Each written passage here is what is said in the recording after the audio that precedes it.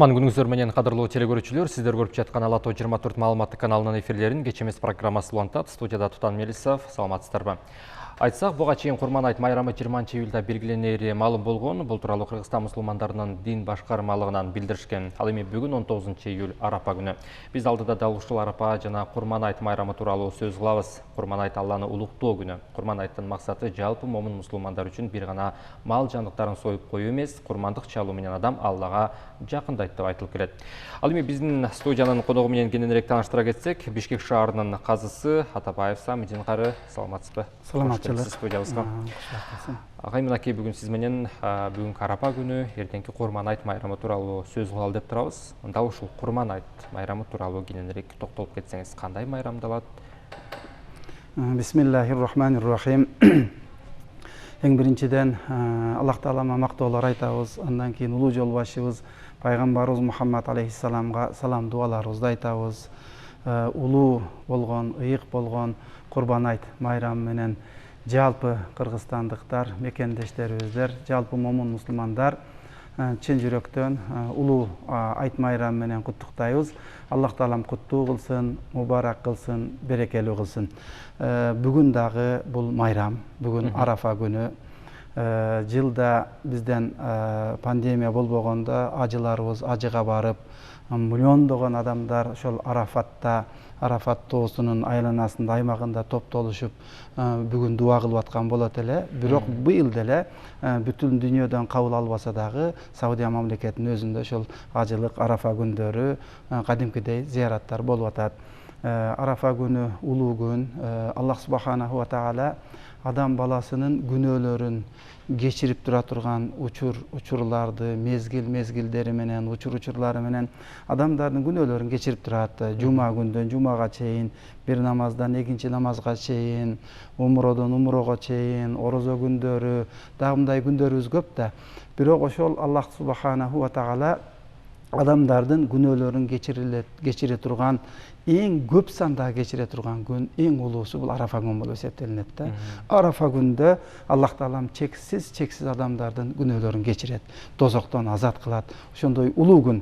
Бул күндө Аллах субханаху ва тааля адамдардын күнөөсүн кечиргенде өмүр бою адамды алаксытып, азгырып, күнөөгө батырган, күнөө кылдырган шайтандын кор боло турган күн экен да. Шайтан ушунчалык кор болуп, адамдар топтоо менен Аллах субханаху ва тааля күнөөлөрүн кечиргенде тозокко киргизип алганга ылайыктап алган шайтан. Адамды азгырган шайтан, анын максаты ушундай адамдарды тозокко алып барыш керек эле. Аллах субханаху ва тааля бүгүнкүндөй күндө күнөөлөрдү кечирип салганда аябай өкүнүп, аябай жерге оонап, ушунчалык кор боло турган күн экен да. Анан биз айтып өткөндөй, Арафа күнү эң көп сандаган адамдардын күнөөсү кечирилүүчү күн болуп эсептелинет.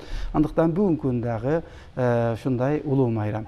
Аллах субханаху ва тааля орозо айтта 30 күн улуу күндөрдү башыбыздан кечирип, орозо туткандан кийин майрам кылып, орозо айт майрамын берген. Ал эми мына бүгүн 9-күн болсо, Зулхижжа айы. Мына ушул ажылык айынын 1-нен баштап 10-уна чейин ажылык эрежелери, ал жердеги умролор, ал жердеги ошол Арафат күнү жана Минага жайгаша турган улуу күндөр бар да. Мына ушул күндөр, улуу күндөр өткөндөн кийин Аллах Таалам 10 күндөн кийин 10-күнүн Курбан айт майрамы кылып, бизге майрам кылып берген. Бул майрамдын дагы бизге майрам болуп калуусунун тарыхы Ибрахим алейхиссалам дагы Аллах Тааладан буйрук келип, керек болсо бул курбандык Аллага жакындоо.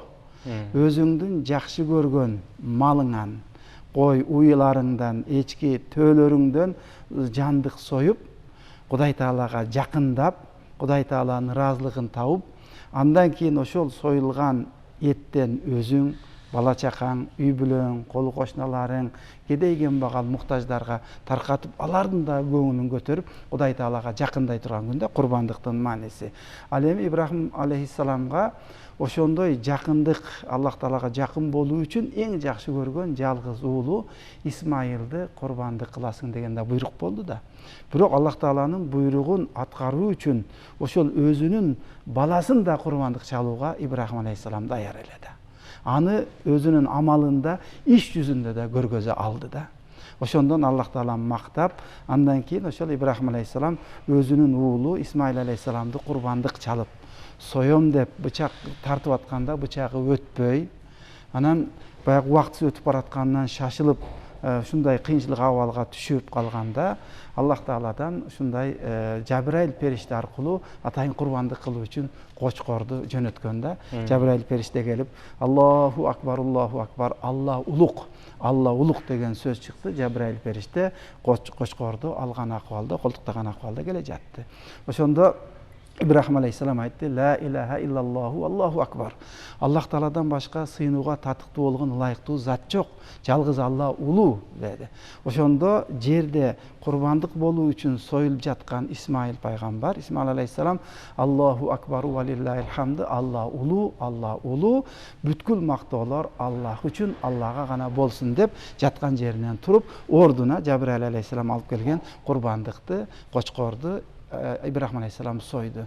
Мына ушундан бул эми курбандык адам атадан бери келе жаткан бул сүннөт амалдар болуп эсептелет. Ибрахим алейхиссаламдан бери ушундай окуяларга камтылган улуу күндө турабыз. Бул күндө биз дагы жалпы мусулмандар, колунда барлар мына ушул сүннөткө ылайык бизге колунда барларга важип милдет болуп эсептелген амал бул курбандык чалуу болуп эсептелинет да.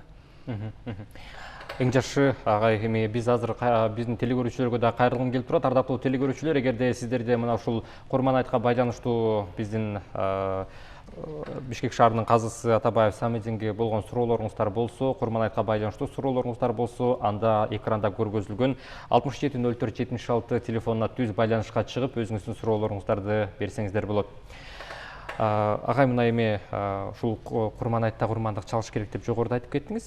Курмандыкты кимдер чала алат, кандай жандыктар союлат, ушуга дагы токтолсоңуз.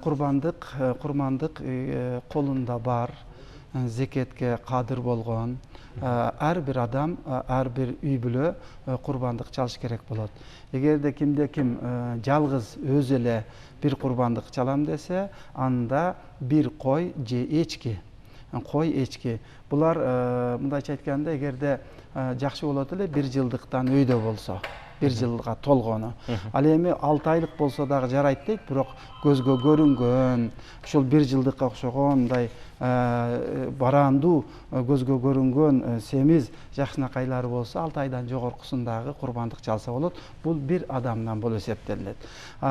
Уй чоң малды курбандык кылса болот. Булардын жашы 2 жаштан өткөн шарты менен 7 адамга чейин. Эгерде бай болуп, колунда бар болуп, жалгыз деле мен бир уйду өзүм эле курбандык кылып коем десе боло берет.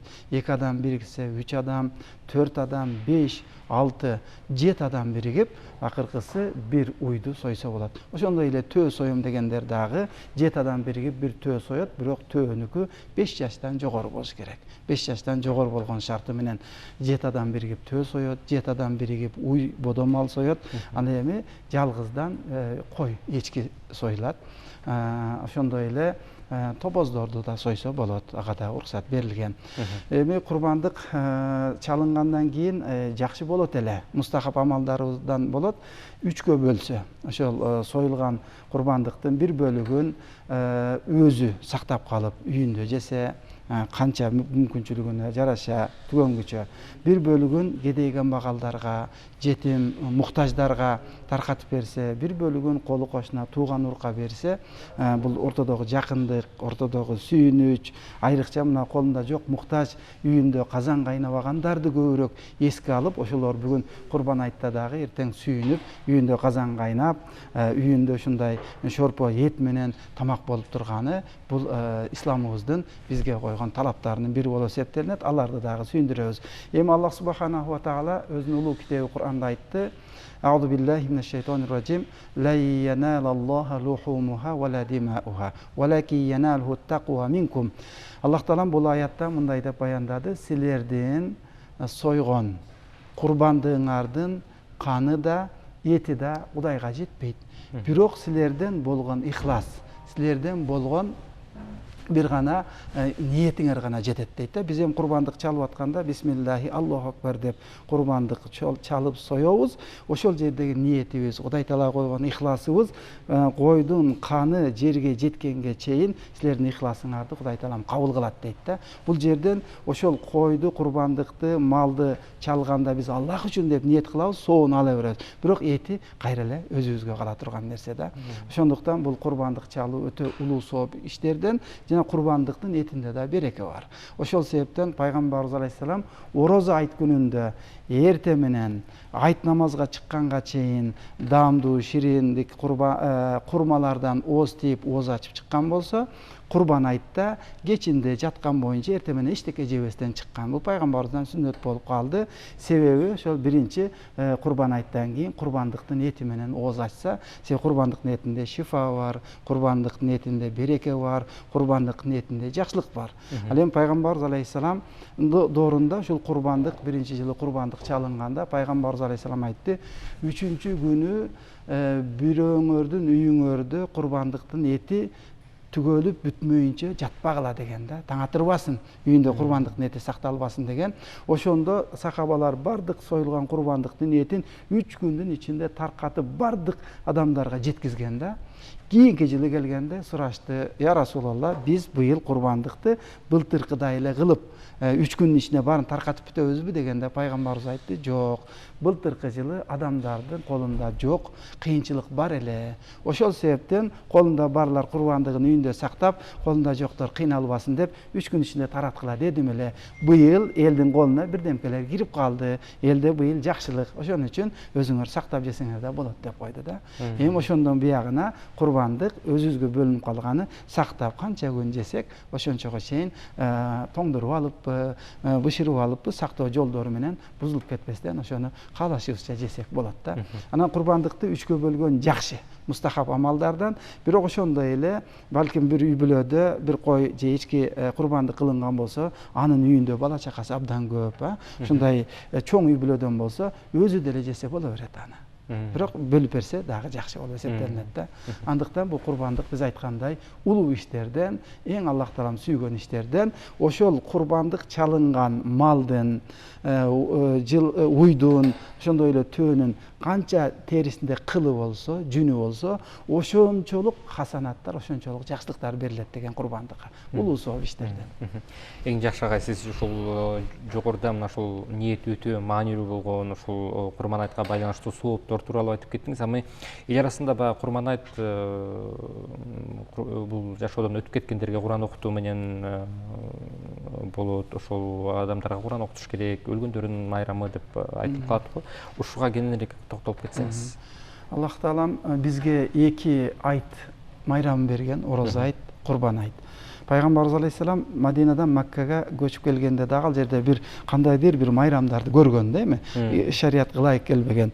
Ошондо бул эмне деп сураганда, майрамдарын айтканда пайгамбарыбыз айтты: "Аллах Таалам силерге бул майрамдарыңардын ордуна 2 улуу майрам берди. Бул бириси орозо айт, бириси курбан айт" депчи.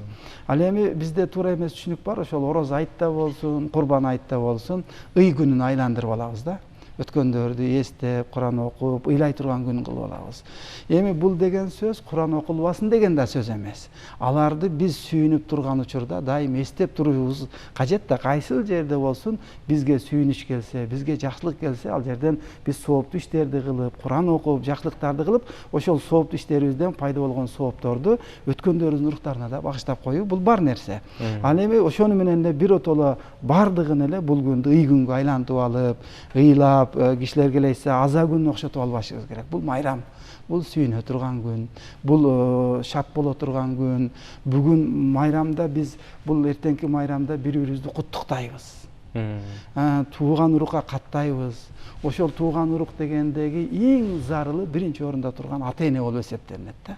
Биз дароо эле курбан айт бүтүп эле биринчи орунда ата энебизди куттукташыбыз керек. Алыс жакта жүргөндөр телефон аркылуу болсун, кандайдыр бир байланыштар аркылуу болсун, ата эненин көңүлүн сүйүнтүш керек. Бала чакабызды, колу кошуна, тууган урук ошондой эле эртеңки күндү колубузду ачык кылып садакаларыбызды дагы бул курбандыктын эти менен кошо бирге эгерде колубуздан келсе акчалай дагы жардам берсек, кедей кембагалдарга аларды сүйүндүрсөк, ошо максат эртең сүйүнүч күнү да, сүйүнө турган күн.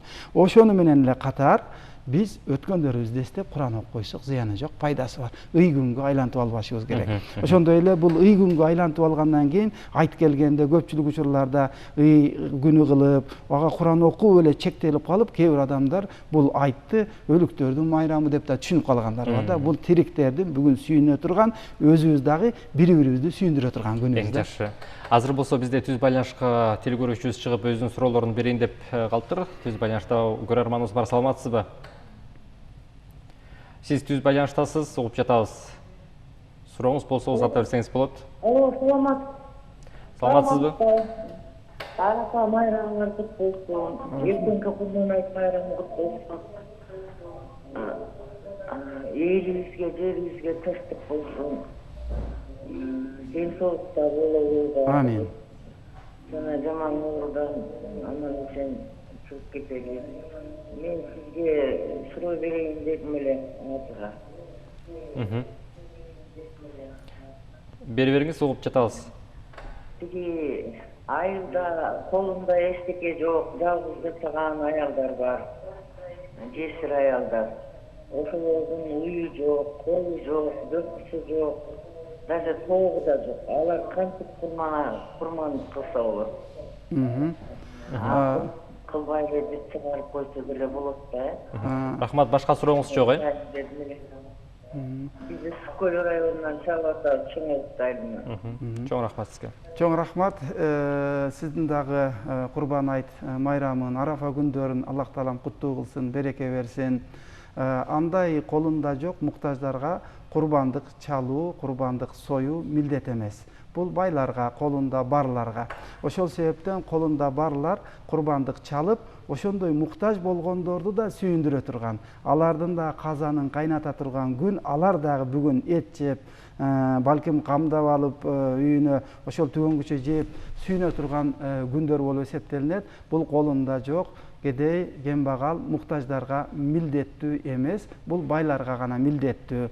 Ошол себептен байлар курбандык чалгандыгына сооп алат дагы, андай кедей кембагалдарга жеткиргендиги үчүн дагы өзүнчө аларга да сооп. Ал эми алар кедей кембагалдар бүгүн Курбан айт менен эртеңки Курбан айтта сүйүнүп, Кудай Таалага дуа кылып, ошо колунда бар курбандык чалган, курбандык жеткирип берген адамдарга дуа кылышат. Ошолорго ден соолук каалайт, балким байлыгына Кудай Таалам дагы байлык кошсун деп колунан келген мүмкүнчүлүгү бар дуаларды кылышат.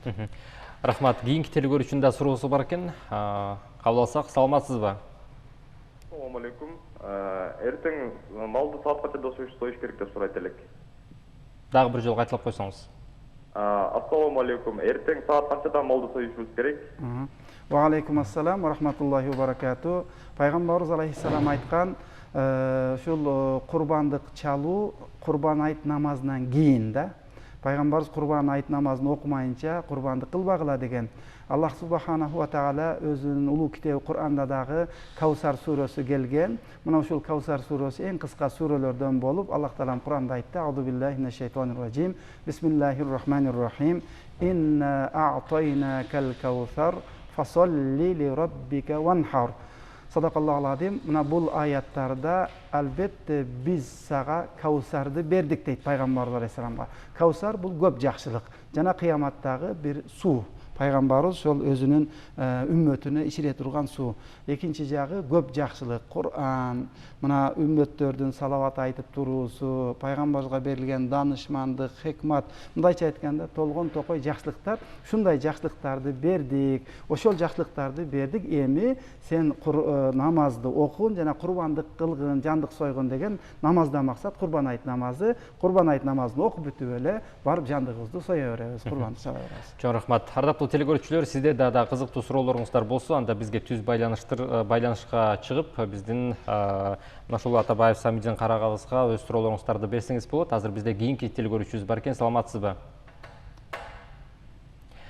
Биз сизди угуп жатабыз. Ва алейкум ассалам.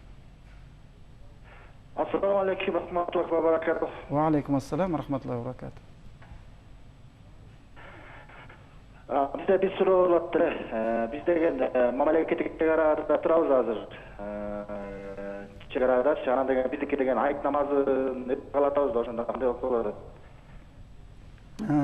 Бул айт намазы дагы ошол жуманын шарттарында эле айт намазы дагы бош, оорукчан эмес, ошол айт намаз окула турган жерге бара ала турган адамдар үчүн милдеттүү болуп эсептелинет. Анан сиздерге мойнуңуздардан сакыт болот. Ол сиздер чек арада коргоп турасыздар, ал жерди таштап кеткенге болбойт. Ошол себептен сиздер жөн эле айтта дуа кылып, Кудай Таалага турган жериңиздерде дуа кыласыздар. Сиздердин ошол чек араны коргоп турганыңыздар дагы өтө улуу сооп. Ал жөнүндө да пайгамбарыбыз алейхисалам айткан, эки көз дозок отун көрбөйт деп.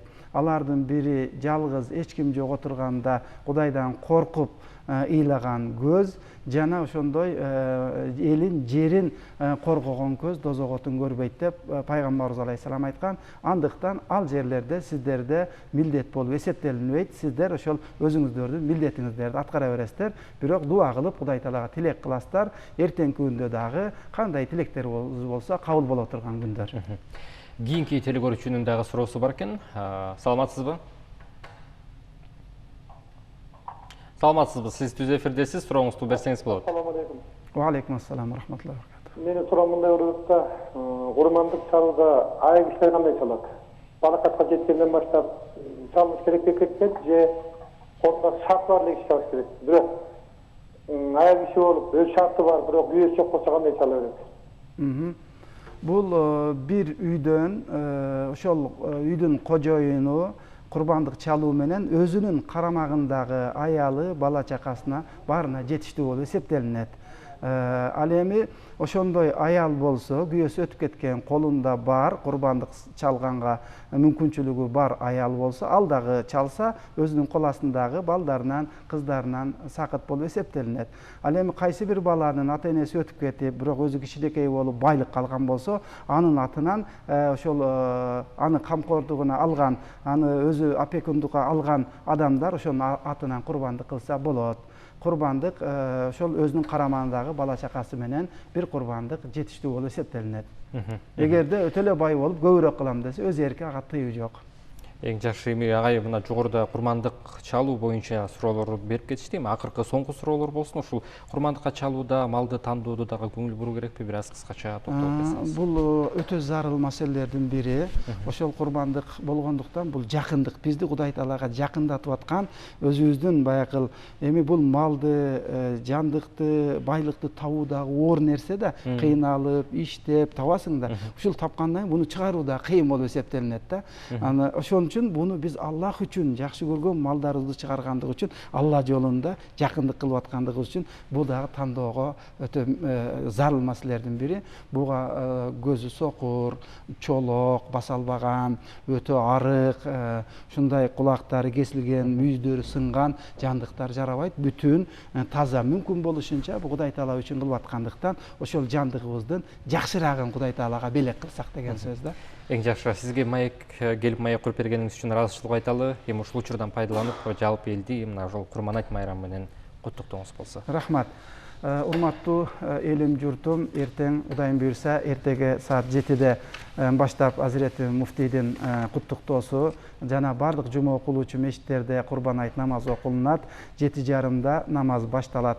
Ошондуктан эртеңки Курбан айт намазга келип катышып, окуп, эртең дуалар кабыл, ошону менен бирге анча-мынча көңүлүбүзгө оор тийип, жүрөгүбүзгө түйүлүп калган капа болуп жүргөн адамдарыбызды кечирүү менен, тууган уруктарыбыз менен каттоо менен, аларга колубузду ачыктык кылып, садака, белек, жакшылыктарды берүү менен курбандык чалган болсо, курбандыгыбызды Аллахым кабыл кылсын. Курбандыгыбызды дагы жакын көргөн өзүбүзгө, бала чакабызга, жетим жесирлерге кабар алып, алардын да көңүлүн сүйүндүрүү менен өткөрөлү. Эртеңки күн улуу күн, дуалар кабыл болгон күн. Ошону менен бирге үстүбүздөгү вирус болсун, ылаң болсун, чек арадагы проблемалуу учурлуу маселелер болсун, кандай эле биздин көңүлүбүздү оорутуп аткан маселелер болсо, биз Кудай Таалага дуа кылсак, Кудай Таалам кабыл кылат. Барыңыздарды Курбан айт майрамы менен чын жүрөктөн куттуктаймын. Чоң рахмат ага сизге. Ден соолукта болуңуз, ишиңизге ийгилик каалайт. Рахмат. Ардактуу телекөрүүчүлөр, биз жогоруда Курбан айт майрамын турлай сөз кылдык. Студиябыздын коногу Бишкек шаарынын казысы Атабаев Самидин Карагайыбыз болду. Айтсак, муфтият намаз Бишкектеги жана өлкө аймагындагы бардык мечиттерде окууларын эскертип, анын программасын жарыялаган. Намаз 20-июль күнү эртең менен окуулары белгилүү болгон. Коронавирус күчөп жатканына байланыштуу эски анытта эмес мечиттерде окуу чечими кабыл алынган. Сиз көрүп жаткан Ала Тоо 24 каналынын кечимес программасы. Биз менен бирге болуңуздар.